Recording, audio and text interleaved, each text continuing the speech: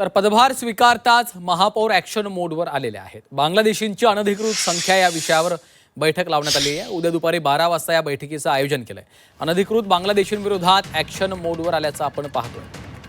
बांगलादेशींची अनधिकृत संख्या यावर उद्या दुपारी 12 वाजता बैठक बोलावण्यात आलेली आहे आणि याच संदर्भात महापौरांसोबत बातचीत केलेली आहे आमच्या प्रतिनिधी मनश्री पाठक यांनी।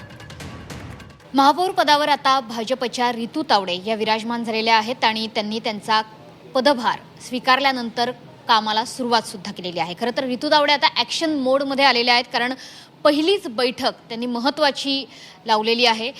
रितूजी, स्वागत तुमचं झी24 तासमध्ये। खरं तर पहिल्यांदाच तुम्ही जे काम हातात घेतायत ते म्हणजे बांगलादेशी विरोधी मोहिमेचं, बांगलादेशी फेरीवाल्यांना हटाव असा ही एक मोहीमच कदाचित तुम्ही सुरू करताय। तुम्ही ती बैठक आयोजित करताय, अधिकाऱ्यांना काय निर्देश देताय?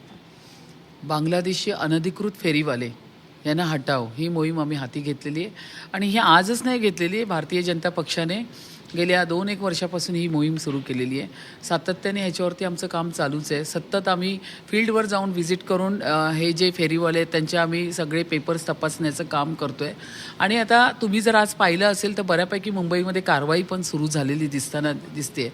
पण ह्याही पुढे जाऊन मला असं म्हणायचं आहे की नुसती कारवाई झाली, 2 दिवस या ठिकाणी सगळं उचललं गेलं, परत बॅक टू पोझिशन, परत 4 दिवसांनी आहे तेच आहे, असं नाही झालं पाहिजे। म्हणूनच त्याची उद्या आम्ही बैठक घेतो आहे। आमचे आदरणीय माजी खासदार किरीटभाई सोमय्यासुद्धा ह्या मीटिंगला उपस्थित असणार। संपूर्ण संबंधित डिपार्टमेंटचे जितके अधिकारी असणार आणि ह्याच्यावरती आम्ही रिव्ह्यू घेणार आहोत की आतापर्यंत किती कारवाया झाल्या, आतापर्यंत किती अशा अनधिकृत बांगलादेशी फेरीवाल्यांना तुम्ही उचललं आहे आणि ह्याच्याही पुढे जाऊन ज्यांचे प्रमाणपत्र त्या ठिकाणी झालेले आहेत ते कसे झाले आहेत, मग ते आधार कार्ड कसे बनले आहेत, कोण आहे ह्याच्या पडद्याच्या पाठचं सूत्रधार, ह्या सगळ्या गोष्टीचा आम्ही आढावा घेणार आहोत। कारण हा जो मेसेज आहे उद्याच्या मीटिंगचा हा त्या अधिकाऱ्यांपर्यंत पण पोहोचला पाहिजे। बांगलादेशी फेरीवाले असेच नाही बसत आहे, टाळी ही 2 हातांनी वाजते। त्यामुळे हे इथे बसतात आहे पण ह्यांचे पेपरवर्क कोण करत आहे, तर ह्याचा सगळा आढावा आणि अशा पद्धतीची स्ट्रिक्टली ॲक्शन ही आम्ही उद्यापासून सुरू करतो।